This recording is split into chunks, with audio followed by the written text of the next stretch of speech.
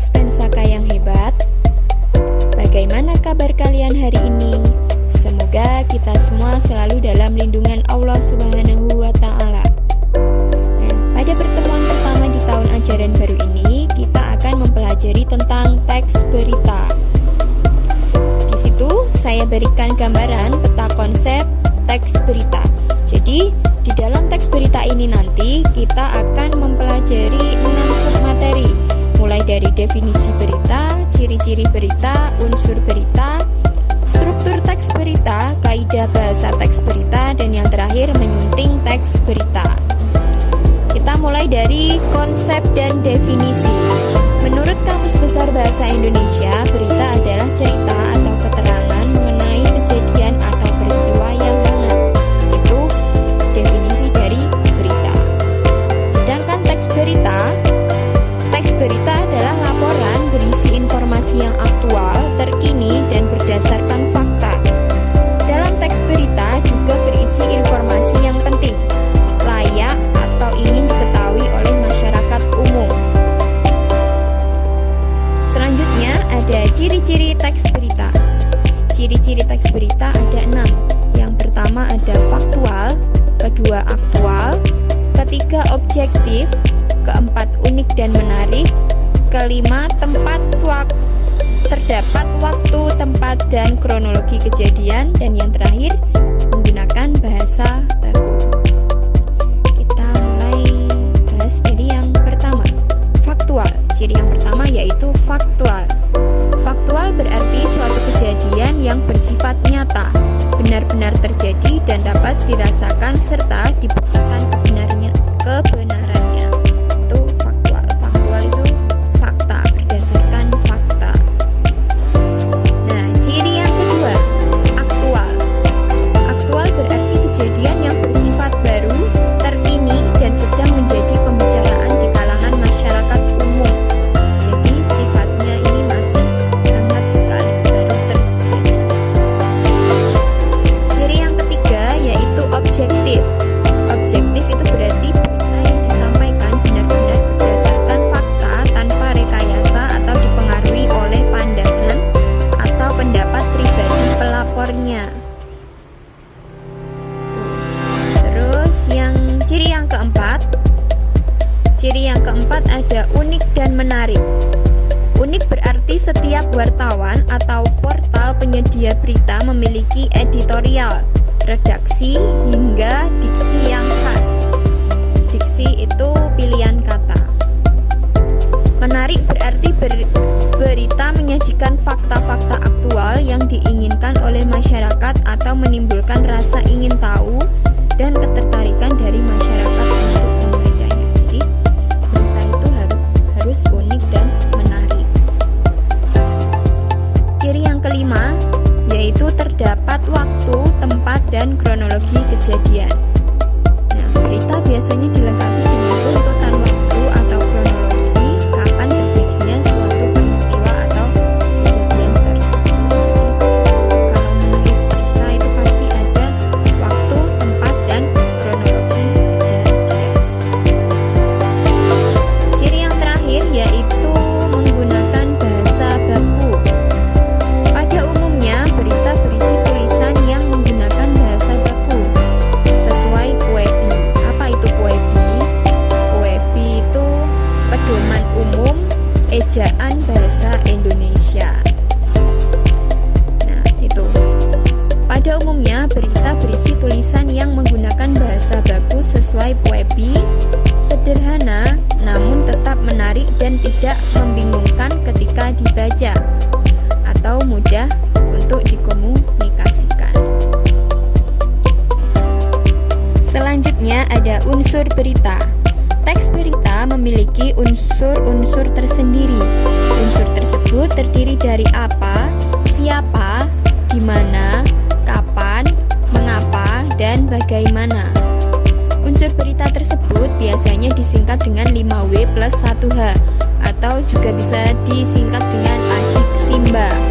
Apa, di mana, kapan, siapa, mengapa, dan bagaimana. Kita mulai dari unsur yang pertama. Di situ ada what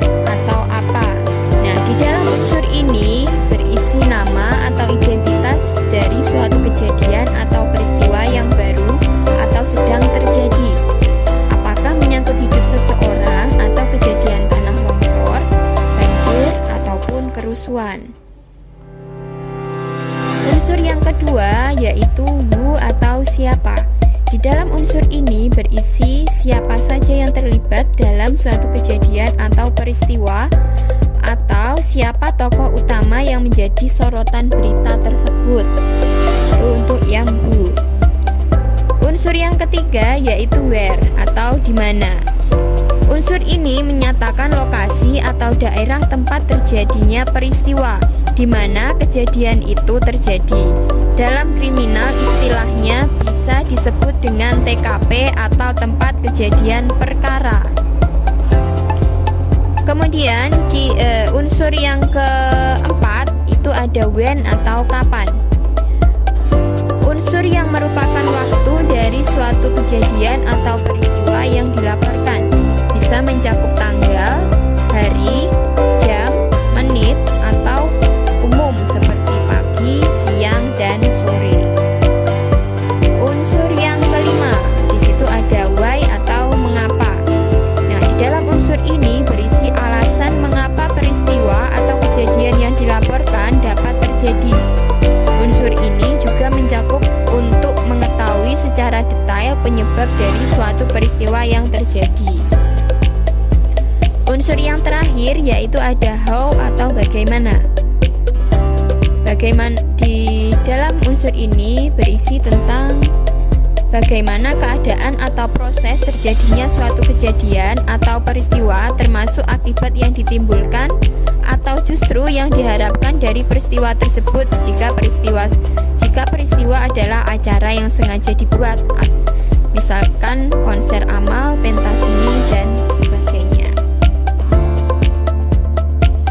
Selanjutnya ada struktur teks berita. Struktur teks berita terdiri dari 3 bagian. Ada kepala berita, ada tubuh berita, dan ekor berita. Struktur teks berita biasanya digambarkan seperti piramida terbalik itu ya. Digambar ada seperti segitiga tapi bentuknya terbalik.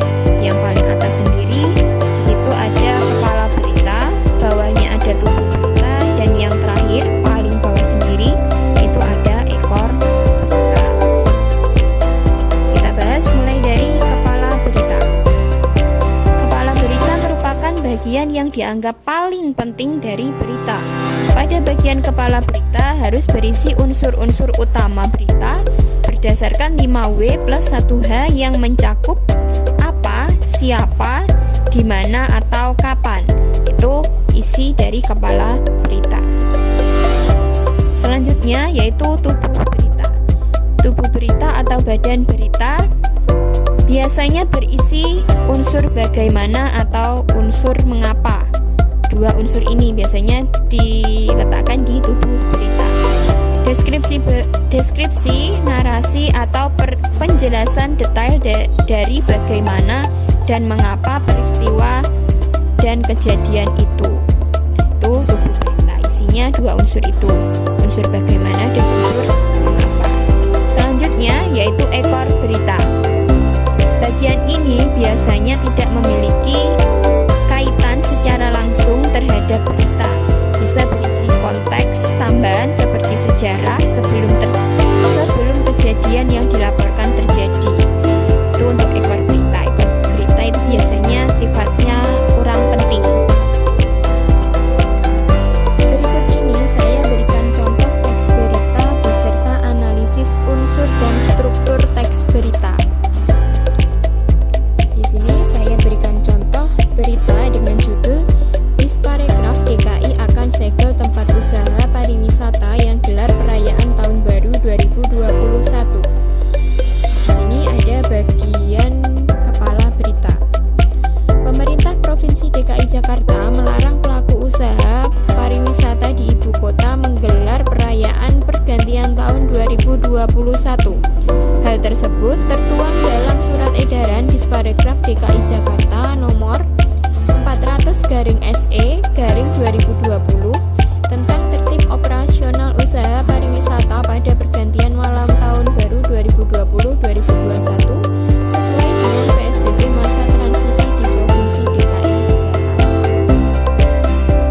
Itu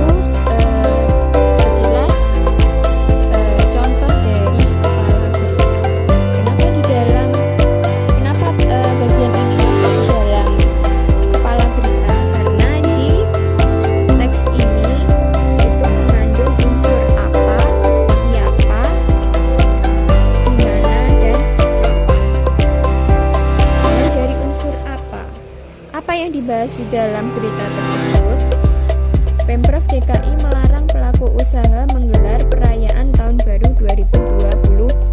Itu untuk unsur yang apa? Kemudian unsur siapa? Siapa yang melarang?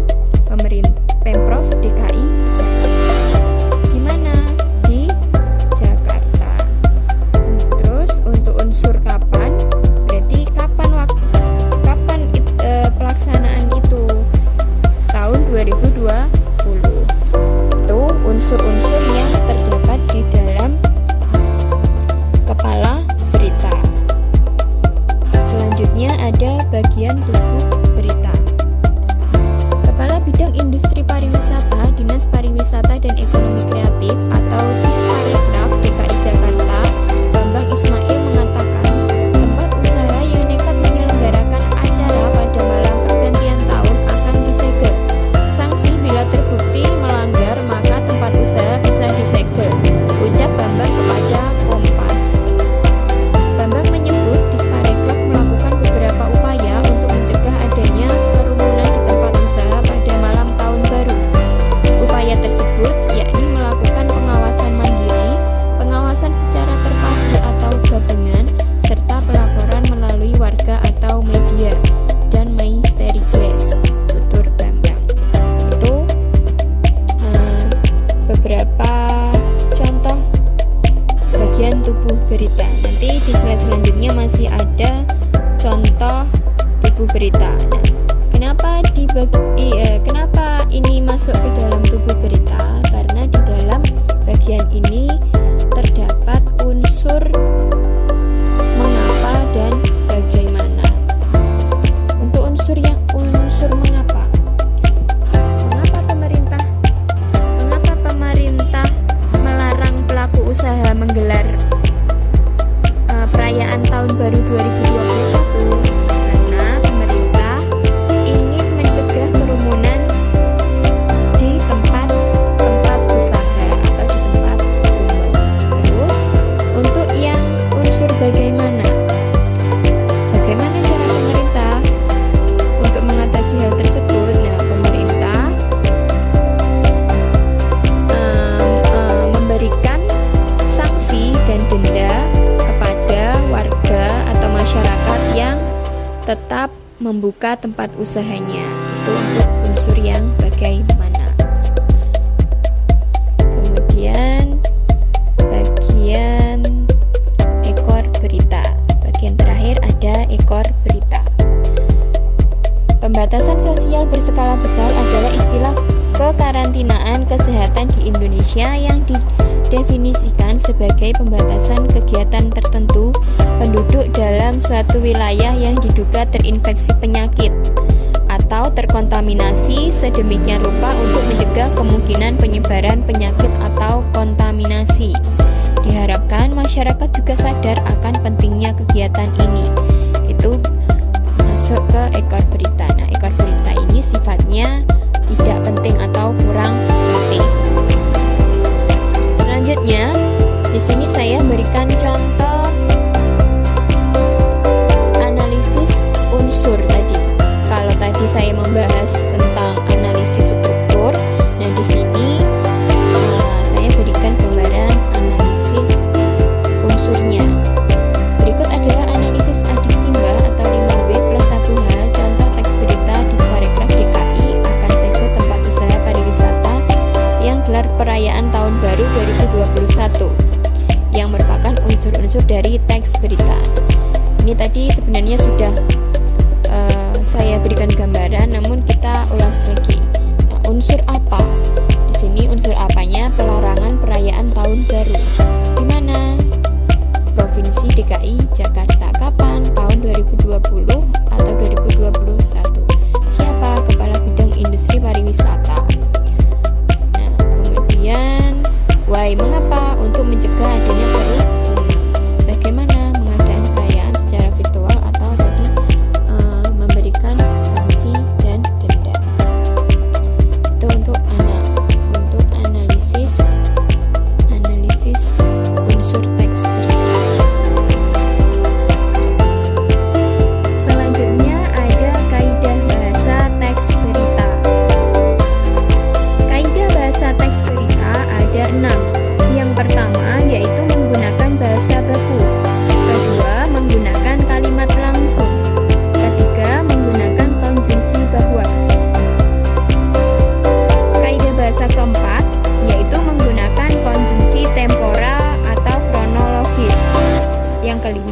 menggunakan keterangan waktu.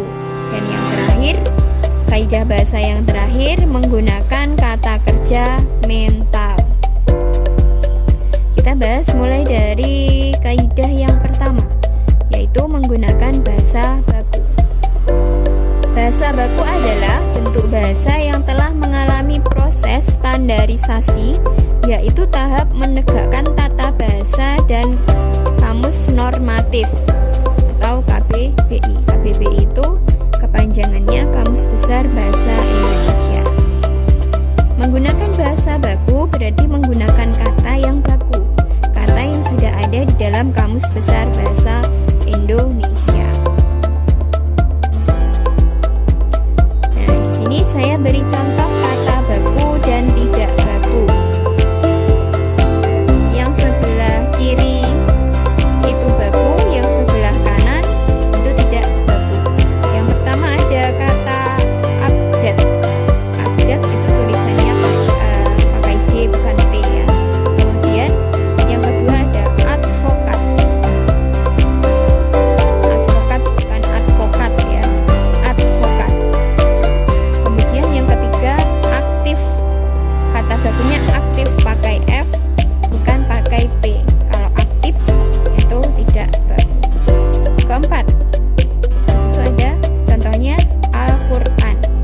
Al-Quran penulisannya Al, A-nya besar, spasi, Quran. Jadi tidak ada petik di atas ya. Tidak ada petik di atas dan harus dipisah. Kemudian yang kelima, apotek. Apotek bukan apotik ya, pakai E. Kemudian yang keenam, asas. Asas itu pakai S, bukan azas. Terus yang ketujuh ada atlet. Atlet itu menggunakan E, bukan pakai I. Atlet, atletis kan tidak ada, atletis kan tidak ada. Jadi pakai E, atlet. Kemudian yang delapan, contoh yang terakhir ada atmosfer. Atmosfer atau atmosfer. Pakai E bukan pakai I ya, atmosfer. Itu beberapa contoh kata baku dan tidak baku. Kemudian kaidah yang kedua yaitu menggunakan kalimat langsung. Kalimat langsung adalah sebuah kalimat yang langsung diambil atau dikutip dari pembicaraan seseorang yang isinya sama persis dengan yang diucapkannya. Itu kalimat langsung. Kalimat langsung itu ditandai dengan tanda petik biasanya. Nah, ini ciri kalimat langsung. Ada 6 ciri.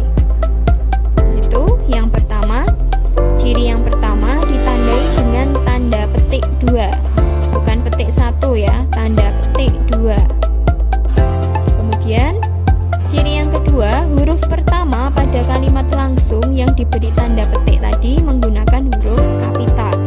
Jadi kalimat yang dipetik, misal ada satu kalimat yang dipetik, nah huruf awal di dalam petikan itu harus menggunakan huruf kapital. Yang ketiga, ciri yang ketiga yaitu kalimat pengiring dan kalimat petikan ditandai dengan tanda baca koma. Jadi harus ada komanya. Nanti contohnya di slide selanjutnya saya berikan contoh. Yang keempat yaitu kalimat langsung yang berbentuk dialog harus menggunakan tanda baca titik 2 di depan kalimat langsung. Kalau kalian pernah melihat dialog drama itu kan biasanya ada tanda titik 2. 5.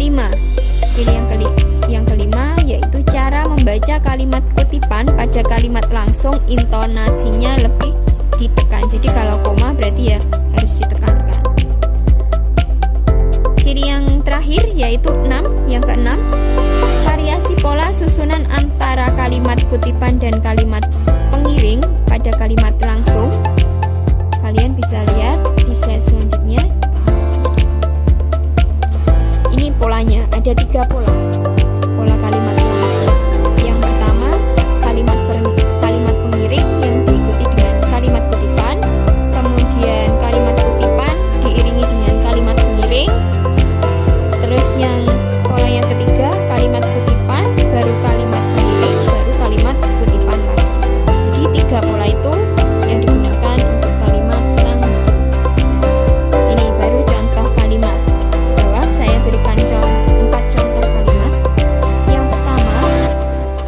kata, aku harus kembali tepat waktu. Itu contoh yang pertama. Kalimat pengiring baru kalimat kutipan. Jadi kalimat kutipan itu kalimat yang ada tanda petiknya, itu kalimat kutipan. Terus contoh yang kedua, berarti ini menggunakan pola yang nomor 2 itu. Kalimat kutipan kemudian pengiring. Kami sudah menetapkan 3 orang tersangka, kata polisi. Kata polisi ini masuk ke pengiring. Yang kutipan berarti yang ada di dalam tanda petik. Terus contoh kalimat yang ketiga, ini menggunakan pola yang ketiga. Kalimat kutipan, pengiring, baru kutipan lagi. Aku sangat bersyukur, katanya. Mudah-mudahan keluarga kami akan selalu seperti ini. Kutipannya yang mana? Itu yang bagian aku sangat bersyukur, itu kutipan pertama. Kutipan kedua, mudah-mudahan keluarga kamu akan selalu seperti ini. Itu untuk kutipan kedua. Terus contoh kalimat yang keempat, mau kemana kalian hari ini?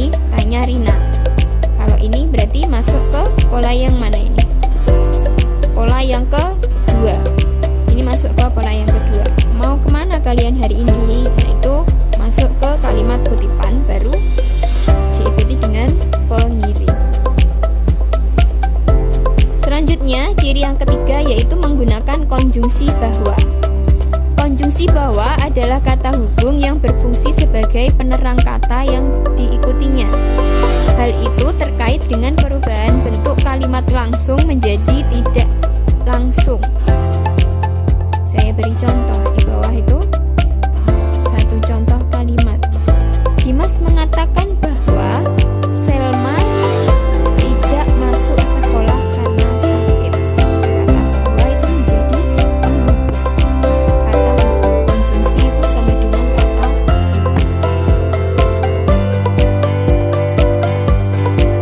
kaidah bahasa yang nomor 4 yaitu menggunakan konjungsi temporal dan kronologis. Temporal dan kronologis itu sama, jadi temporal atau kronologis. Konjungsi kronologis adalah konjungsi yang berhubungan dengan waktu. Beberapa contoh konjungsi kronologis meliputi kemudian, lalu, setelah itu, pada akhirnya. Nah, itu sekilas contoh konjungsi temporal atau kronologis. Nah, di sini saya berikan contoh konjungsi temporal dan kronologis. Ada 5. Kemudian, lalu, selanjutnya, setelahnya, dan yang terakhir ada sebelumnya. Nah, 5 ini termasuk ke dalam contoh konjungsi temporal atau kronologis. Selanjutnya, kaidah bahasa yang nomor 5 yaitu menggunakan keterangan waktu. Kata keterangan waktu merupakan salah satu di antara jenis-jenis kata keterangan yang menerangkan waktu terjadinya suatu peristiwa. Kata keterangan waktu sendiri umumnya terdiri atas sekarang, besok, lusa, dan kata-kata lain yang sejenis. Bisa pagi, bisa malam, bisa siang, saat ini. Dan itu masuk ke jenis kata keterangan waktu. Nah, kaidah bahasa yang terakhir yaitu menggunakan kata kerja mental. Kata kerja mental adalah jenis kata kerja yang mengekspresikan sikap atau respon seseorang terhadap suatu tindakan, pengalaman, atau keberadaan. Di sini saya beri contoh kata kerja mental. Randi merasa bahwa tindakannya pulang ke rumah tepat waktu setelah bekerja telah sesuai dengan tata tertib perusahaan. Kata merasa merupakan verba mental yang menerangkan persepsi. Verba itu kata kerja. Jadi verba mental itu kata kerja mental yang menerangkan persepsi. Jadi persepsi itu pendapatnya Randi tadi. Randi merasa bahwa tindakannya pulang ke rumah tepat. Nah, itu masuk ke persepsi. Contoh yang kedua. Budian sangat khawatir karena anak perempuannya masih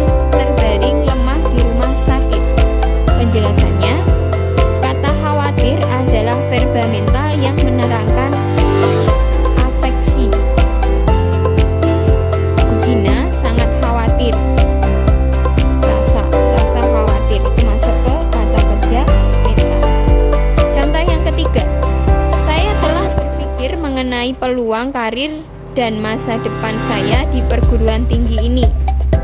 Penjelasannya, kata berpikir adalah verba mental yang menerangkan kognisi. Ya, kognisi. Berpikir, kata berpikir itu masuk ke contoh kata kerja mental. Materi yang terakhir yaitu menyunting teks berita. Menyunting merupakan suatu kegiatan memperbaiki karangan baik dari segi struktur kata, kalimat, tanda baca, bahasa maupun koherensi dari sebuah karangan. Penyuntingan dilakukan terhadap aspek kebahasaan yaitu ejaan, tanda baca, pemilihan diksi, serta keefektifan kalimat. Nah, sebelum berita dipublikasikan, ada satu tahap yang harus dilalui, yaitu menyunting berita. Berikut ini aspek-aspek yang harus diperhatikan ketika menyunting suatu berita. Nah, di layar sudah saya tampilkan beberapa aspek menyunting. Ada 4 aspek yang harus dilalui ketika ingin menyunting teks berita. Yang pertama yaitu kebenaran isi berita. Jadi berita yang disajikan harus sesuai dengan fakta di lapangan. Aspek yang kedua yaitu kelengkapan isi berita. Ditandai oleh hadirnya komponen-komponen berita yang terangkum dalam rumus Adiksi-Mba atau 5W1H tadi. Jadi di dalam suatu berita itu harus mengandung 5W plus 1H. Aspek yang ketiga yaitu struktur penyusunan berita. Struktur berita disajikan secara urut dari yang paling penting, kemudian yang penting, dan yang terakhir bagian paling bawah sendiri tadi ada yang kurang penting. Ini bagian ekor. Nah, aspek yang terakhir yaitu penggunaan bahasa. Teks berita dituntut untuk sempurna. Maka dari itu teks berita harus efektif, baku, ejaan dan tanda bacanya tepat. Itu tadi hal-hal yang harus diperhatikan, aspek menyunting 4 itu tadi yang harus diperhatikan ketika mau menyunting teks berita. Nah, itu tadi pembahasan mengenai teks berita.